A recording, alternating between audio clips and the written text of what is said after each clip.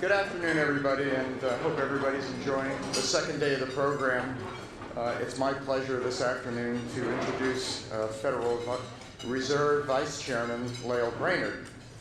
By way of brief background, Vice Chair Brainard has served in her current role since May of this year, after having been a Federal Reserve Board Governor since 2014.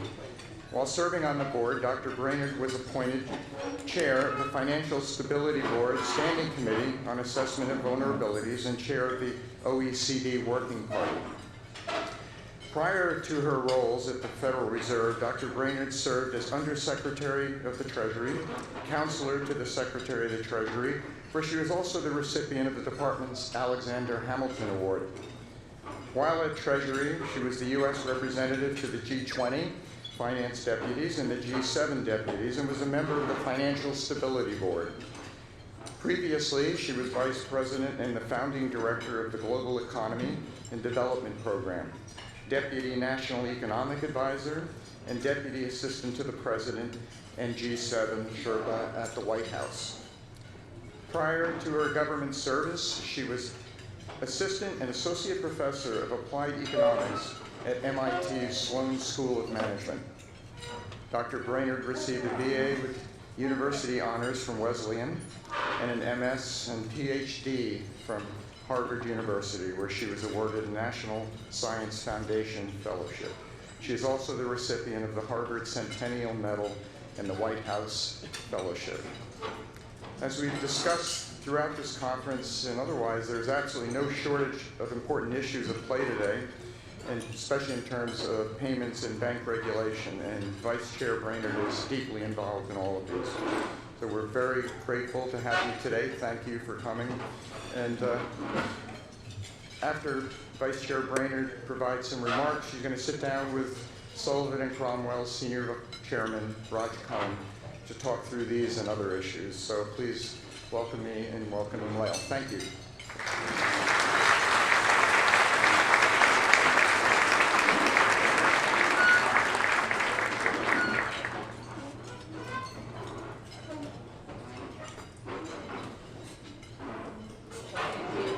Thank you for the kind introduction, and it's just really nice to see everybody in person after so long.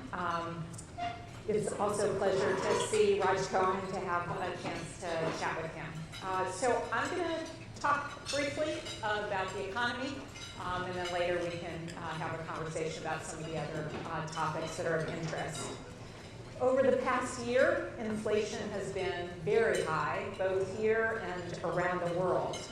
The multiple waves of the pandemic, combined with Russia's war against Ukraine, unleashed a series of supply shocks that hit goods, labor, and commodities, and in combination with strong demand, contributed to unusually strong inflationary pressures. In those circumstances, it's especially important to guard against the risk that households and businesses could start to expect inflation to remain above 2% over the longer term, which would make it much more challenging to bring inflation back to our target of 2%. That's why we're taking action to keep those expectations well anchored and to bring inflation back down to 2% over time. While last year's rapid pace of economic growth was boosted by strong fiscal support, accommodative monetary policy, and reopening, demand is moderating this year as all of those tailwinds are abating. A sizable fiscal drag on output growth alongside a sharp tightening in financial conditions had contributed to a slowing in activity in the first half of this year, when we've seen real GDP actually declining, overall real consumer spending growing at only about a quarter of its pace of the previous year, and residential investment, which is of course very interest sensitive, declining by 8%. The concentration of strong consumer spending in supply-constrained sectors contributed to high inflation. We're seeing consumer spending rotating back, but that rotation is still incomplete. real spending on goods has actually declined modestly in each of the past 2 quarters, while real spending on services is expanding at about half its pace from last year. But even with that, let me see if I can get this to work. Well, actually, sorry, that's high inflation, in case you haven't seen those pictures before. And now we'll move to the difference. Oh, those are all the things that are moderating this year. And here's the difference between real spending on goods, which remains about 4% or 5% above the level it would have been at based on the pre-pandemic trend, and services, which remains about 4% below its trend. In addition to that fiscal drag and tighter financial conditions, high inflation, particularly in core categories such as food and gas, is restraining consumer discretionary spending by reducing real purchasing power. While those price increases at the pump and in grocery stores are burdensome for all Americans, they're particularly hard on American families at the lower income end who spend 3/4 of their income on necessities, more than double the percentage that high-income families spend. According to the AAA, since the very elevated prices at the pump we saw in June, the nationwide average price of a gallon of gas has declined every day throughout July and August, and most recently has fallen below that $4 per gallon level. That rise and fall of gas prices has played a major role in the dynamics of inflation over the summer, contributing nearly 0.5 percentage point to month-over-month personal consumption inflation in June, and then subtracting 0.2 percentage point in July. And that was a very important driver of the decline we saw in month-over-month PC inflation from 1%, very high in June, to minus 0.1% in July. But in contrast, food prices continue to worsen, reflecting both Russia's war against Ukraine, but also extreme weather events in the US and Europe and China. That price index for food and beverages has increased each month this year for a cumulative 8.5% increase year-to-date through July. Just to give you a sense of the comparison, in the entire 4-year period before the pandemic, that category only rose by 0.5 percentage point over 4 years. So that's a big change for a lot of families. Core inflation, the kind of inflation that excludes those very volatile categories, also moderated in July, decelerating to just 0.1% month over month, after averaging 5 times that high in May and June.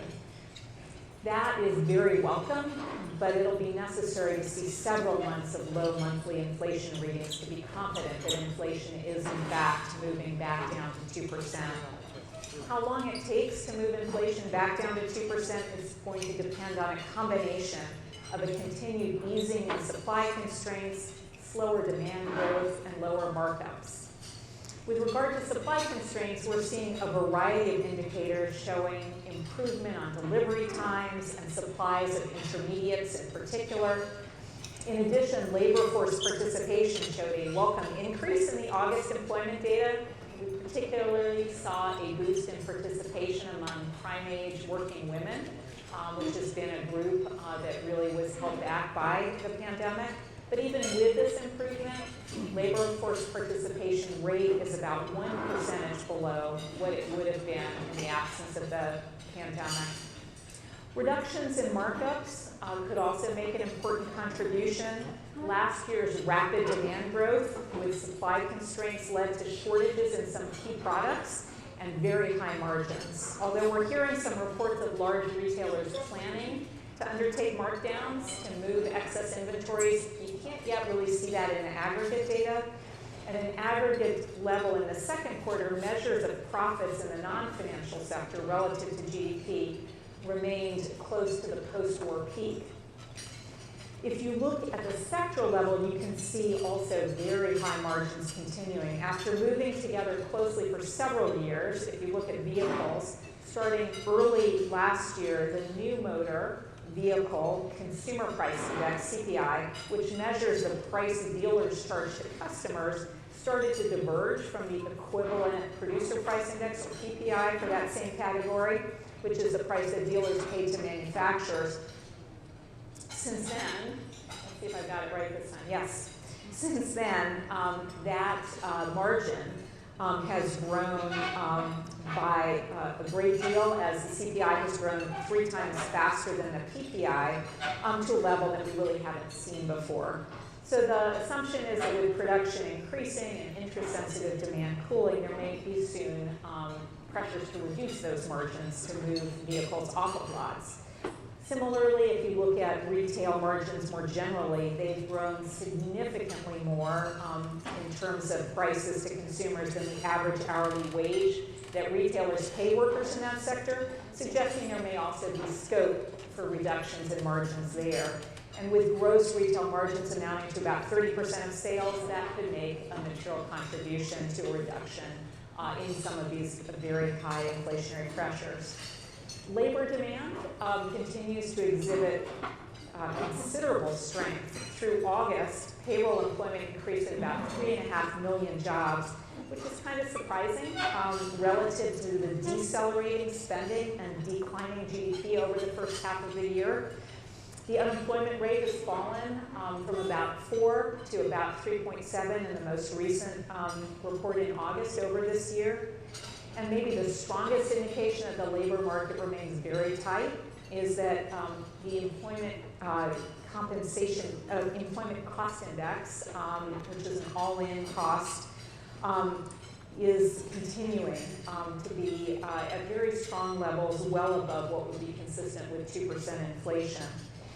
The most recent reading of average hourly earnings, which is another compensation thing that we look at, suggested some possible cooling. It fell quite a lot from the July level to the August level, but there too, you need to see several months to start to have some confidence that we're seeing the kind of cooling that's going to be needed. The deceleration in economic activity has led to only a slight reduction in job openings. And the current level of job openings to the unemployed is close to the highest level it's been in the post-war period, which again suggests that the labor market remains very tight. Given this, businesses that experienced unprecedented difficulties in expanding or restoring their workforces following the pandemic shutdown may actually be a little bit reluctant to let those workers go than they normally would be when they anticipate a slowing in overall demand for their products. And that may mean that slowing aggregate demand leads to a smaller increase in unemployment than would be typical for previous recessions. But I think it's too early to draw any definitive conclusions there, and I'll certainly be monitoring a variety of labor market indicators going forward. As the Federal Reserve moves forward on our plan to move monetary policy to an appropriately restrictive stance, the effect of the increased policy rate and the pace of balance sheet shrinkage should put downward pressure on aggregate demand, particularly in interest rate sensitive sectors like housing. Continued improvements in supply conditions and a further rotation of consumption away from goods should also help by reducing price pressures in goods. And then in non-housing services, the magnitude of price pressures over coming quarters is going to depend on the overall slowing in spending, as well as the extent to which labor supply improves in those sectors.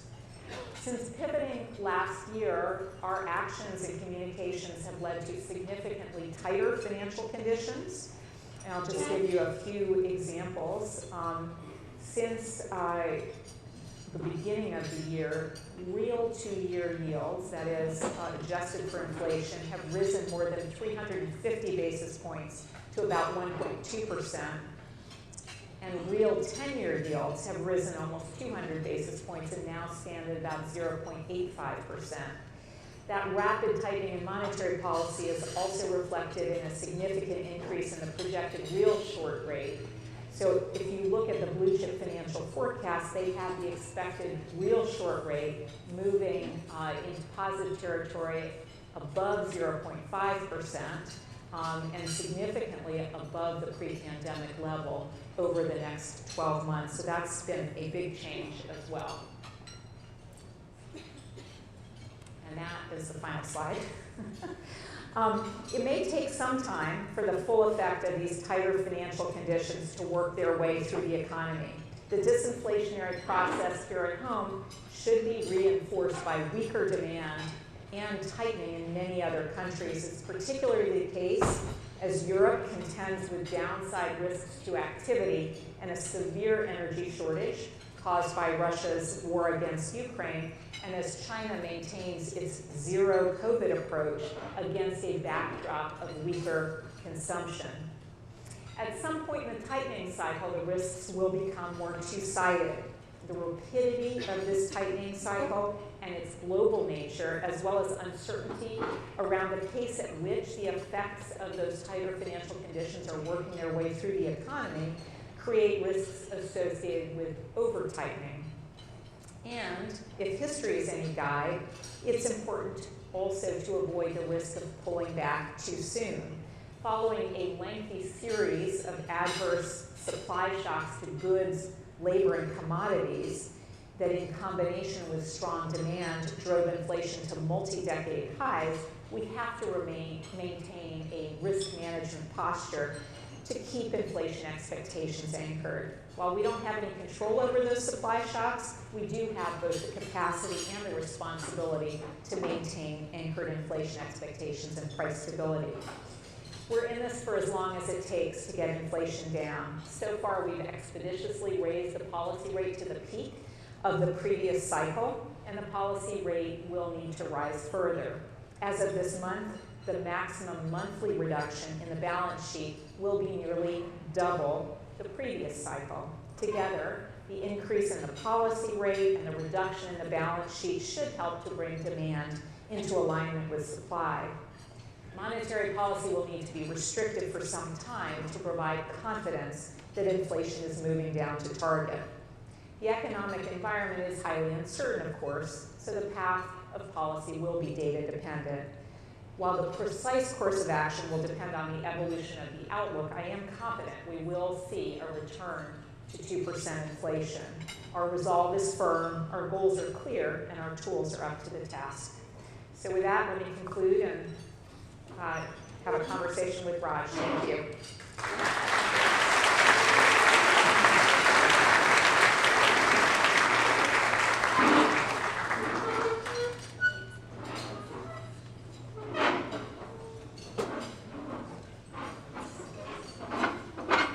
Thank you very much, Lael, for those insightful remarks and more generally your service to this country.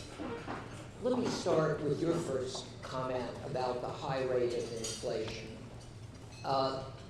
In comparison, I think you would have to say that housing prices, their increase has been meteoric. And what I wanted to ask, is this a financial stability issue? Now, potentially, many of us have not very fond memories of 2007, 08, and the question is this different? Yeah, so I think we're all very focused on the housing sector. It's a very interest-sensitive sector. And of course, as you said, we saw extremely strong price pressures in housing throughout the pandemic. In part, I think that reflected a shift in demand.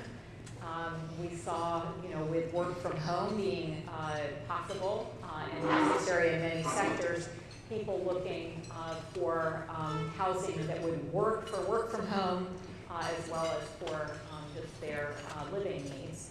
And it's an open question how much that shift will continue. In terms of how the housing sector is responding, 30-year fixed mortgage rates have gone up by 3 percentage points. They're hovering in a range of 6 percentage points now. That's big change, and you can see that. You can see that in a reduction in housing sales.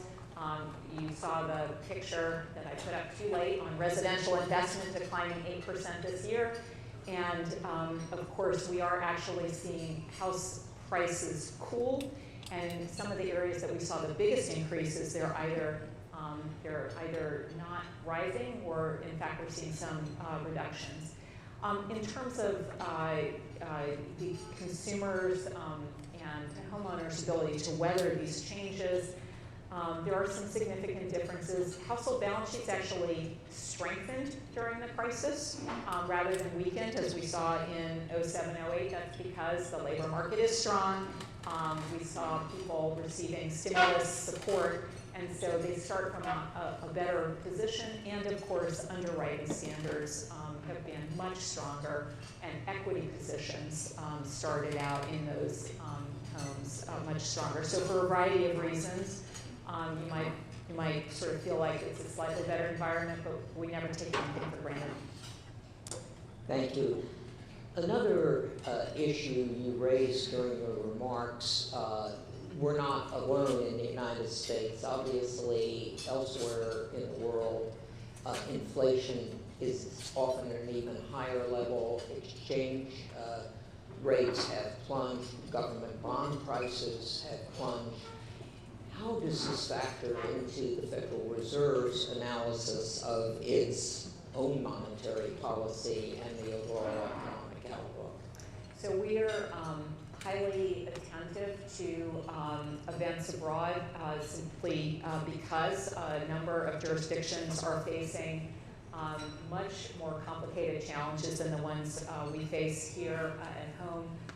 Much more severe energy shortages, particularly in several European economies because of the cutoff by Russia in its war against Ukraine. Less ability potentially to respond to some of those shocks with fiscal. And for some emerging markets who are confronted both with inflationary shocks and rising interest rates among all the, or at least most of the advanced economies, with the exception of Japan, they are also, some of them, big food importers, and so very hard hit by the difficulties in both food and energy markets. So we're looking at those risks abroad. In terms of how some of these forces spill over into the U.S. economy, obviously with a global tightening cycle, that means potentially you'll see lower inflationary pressures with a stronger exchange rate, import prices coming down with weaker demand abroad, also potentially lowering the pressure on inflation here in the U.S. But carefully looking to see if there's some financial stability risks out there. So let me change to a subject which has generated a lot of heat, but not much substance, and that is crypto asset regulation. And in July, you gave remarks, and I think you used a very apt phrase, regulatory guardrails, and then you said they are urgent, but obviously nothing has really been done. And so really a two-part question. First, why has there not been more progress? Second, and more specifically, the PWG on financial markets combined with the other two prudential regulators said that recommended that banks should be the only issuer of stablecoin. And today, banks are the only entity that can't issue stablecoins. So it's about 180 degrees different than where the PWG was. So is there an explanation for that as part of the broader question? Yeah, so I think just starting with the bigger aperture first. So I think we've seen, if anybody needed the evidence, we have seen that the crypto financial system has all the same risks that we're very familiar with from traditional finance. Run risk, liquidity risk, maturity transformation risk, and lots of risk to investors, particularly retail investors, and it turns out to be highly interconnected. So, for all those reasons, I think I'd like to see a system that treats, subjects like risks to both like disclosures and like regulatory outcomes. And in some cases, that means enforcing existing rules, but in some cases it really means creating clear regulatory guardrails for those activities. Stablecoins is one of those areas I think that has the most potential for risk if not properly regulated. And of course, those risks can easily spill into the main core financial system because of the runnable nature of stablecoins. I thought the President's Working Group recommendations were very strong.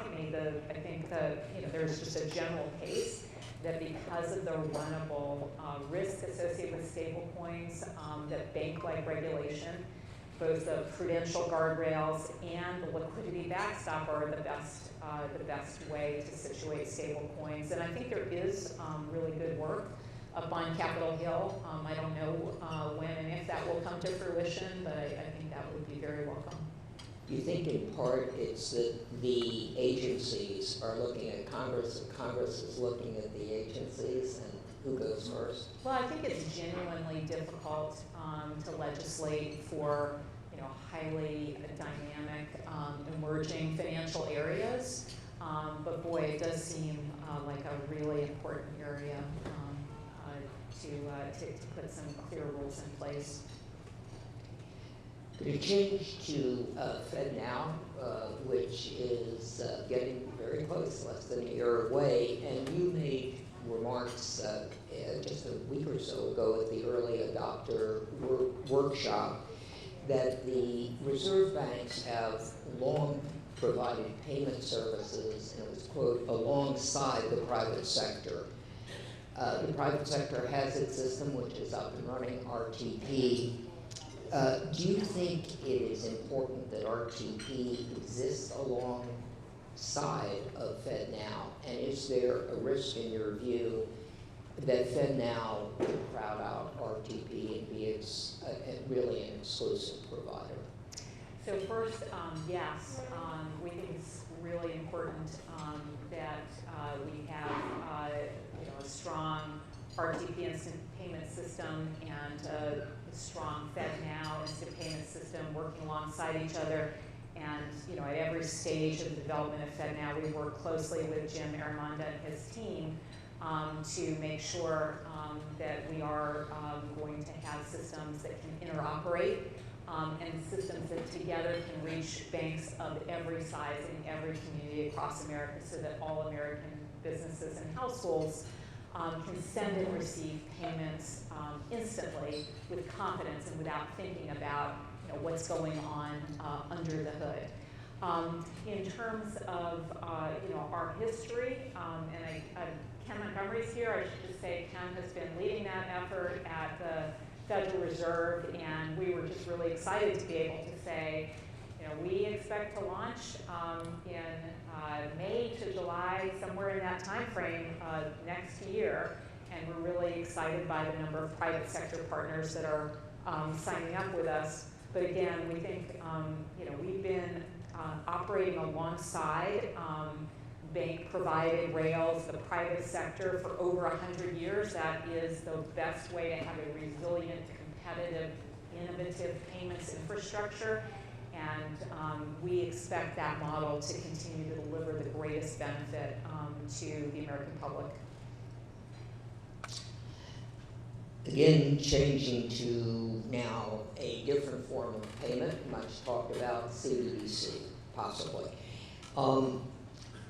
In several speeches you have given, you've recognized the risk that CBDC could present to the viability of the existing banking system, and maybe greatest risk of all, the smaller you are and the more dependent you are on a retail deposit base. And you mentioned runs in crypto, also that's a possibility with CBDC. There does seem to be an inherent tension between CBDC and that risk. Is it resolvable? How is it resolvable?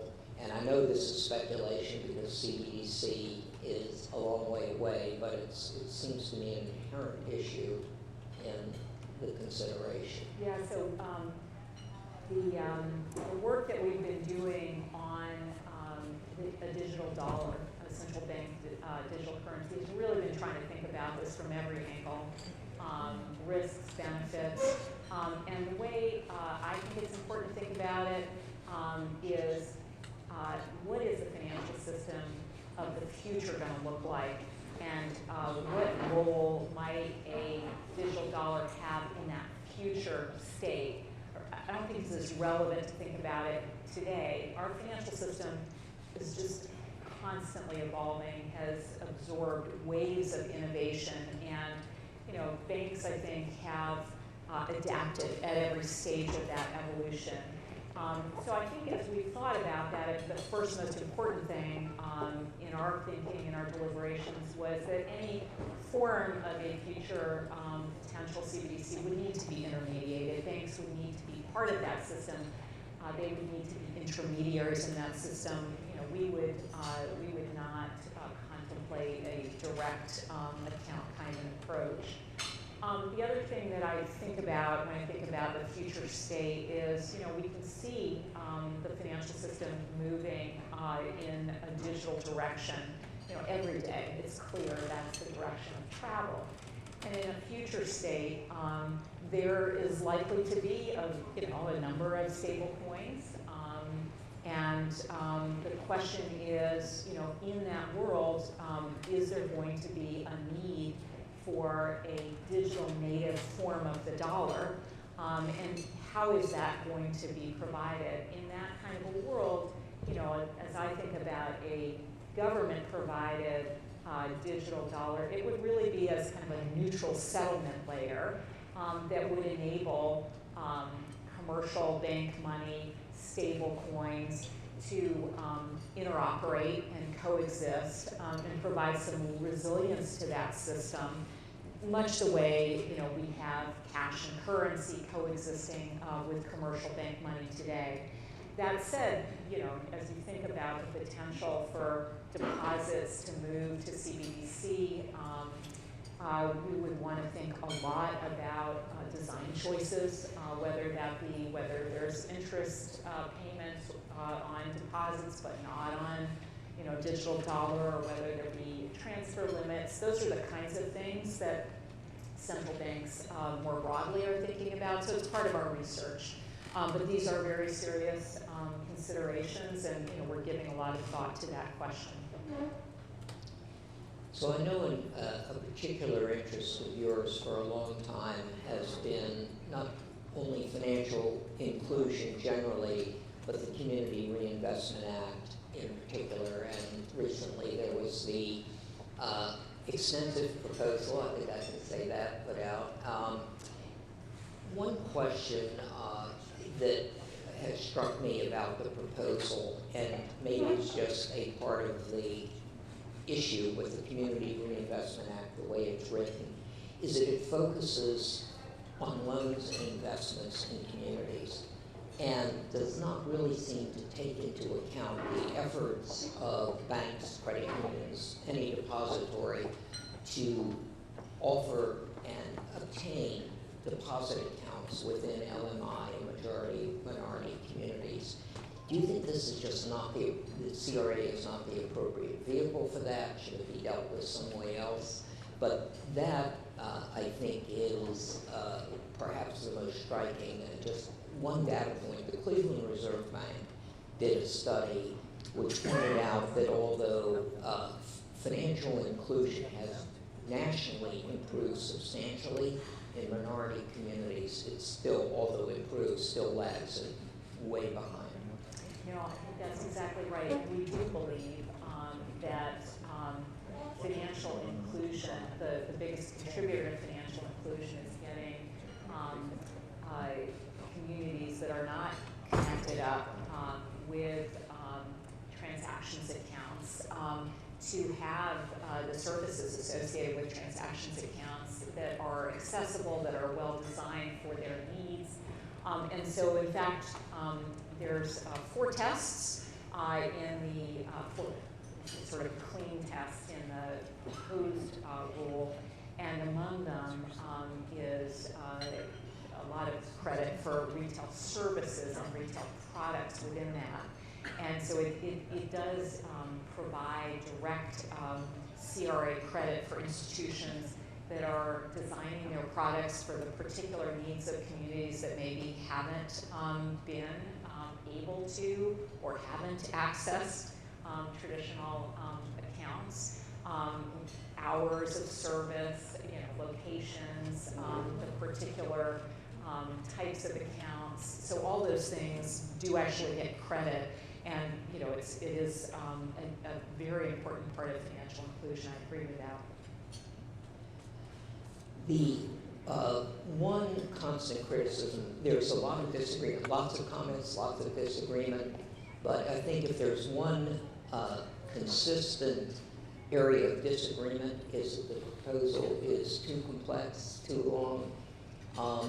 The only thing which comes to mind is the Volcker Rule, and that was, a handful of banks can deal with the Volcker Rule, deal with 1,000 pages, but this one is 700, and capacity may be a bit stretched. Yeah, so the difficulty here is that we only really update the CRA once every 25 years or so. It is a very complete rulemaking because the environment has changed completely over the past 25 years. I mean, if you think about serving, many banks serve their customers majority through mobile banking now. That just wasn't possible 25 years ago. I mean, the whole way that the CRA was originally conceived was around branches before there was even interstate sort of banking, right? So we've had to really update it, and one of the most challenging things, which we've been talking about, everybody, all stakeholders have been talking about literally for over a decade, is with banks doing so much of their activity outside of branches direct to customers, how do you scope in that activity and make sure that you're assessing it for purposes of the Community Reinvestment Act? And so that's what we try to do. The other thing that was so important that we heard so much is, it's completely unclear whether examiners from the 3 agencies and in different communities are using the same criteria and metrics for their grading under the CRA, and so there was a huge desire to quantify and provide certainty so banks could use dashboards like they do for everything else. And so we have metrics for the first time. We've actually calibrated past ratings to past activity for the first time. We're putting it all out in the public. And that is complicated, but we heard from stakeholders that both banks and groups wanted it. And the one thing I'll say in comparison with the particular example that you gave, I think both banks and communities actually are very committed to the CRA and want to see it updated and improved. There's a lot of positive energy that's gone into this. So this may be more of the proverbial ghost under bedspreads issue, but there has been, I guess, several recent articles suggested that one way that the Federal Reserve could deal with the paper loss in its balance sheet would be to increase reserve requirements to the statutory maximum and slash the rate paid to 0. I guess the easy question, is that something that is under consideration at the Federal Reserve? Yeah, so the easy answer is no. And I would say... So everybody can go back to slave for... So, our reserve requirements are tools that we have to implement monetary policy, full stop. We're in an ample reserves regime, and associated with that ample reserves regime, we moved reserve requirements to 0 because they are not an important part of implementing that regime. Now, of course, how we implement monetary policy, who knows whether that could change in the future, but it's certainly not consistent with the ample reserves regime that we are committed to. I'd like to end with two general questions. The first, in your confirmation testimony, you expressed your commitment to the Federal Reserve's independence and nonpartisan status. And personally, I think that those two attributes have enabled the Federal Reserve to play the critical role it plays. But the question is, how can we continue to retain both the reality and perception of independence in a world which unfortunately is becoming increasingly partisan? Yeah, so it is a challenging environment, but we understand that we have a very narrow arena where Congress has asked us to exercise some independence of judgment, but on very narrowly and very clearly defined goals and with very clearly defined instruments. So it's very narrow, and in order to be able to exercise that judgment and do so in a way that it really continues to win the trust of the American public and Congress, we know that it's extremely important to be very transparent, very accountable. Our communications are very complete. Transcripts, minutes, statements. We have audits, and we try to be as transparent and clear about how we are implementing the narrow objectives that Congress has given to us. We stick to our statutory mandates. And we try to continue every day to earn the trust of the American people, both through how we describe what we're doing and how we do that. And last, in your commencement address at Hopkins SAIS this year, you gave truly inspiring remarks about the values of public service. So what could you say about not merely young people, but older people, why public service is so critical, why it is so rewarding? Well, I would say that we have a vibrant democracy that is only as strong as the commitment of all of us to making it work. And part of that is when you have opportunities to serve, to do so. I think it's a challenging environment to do public service.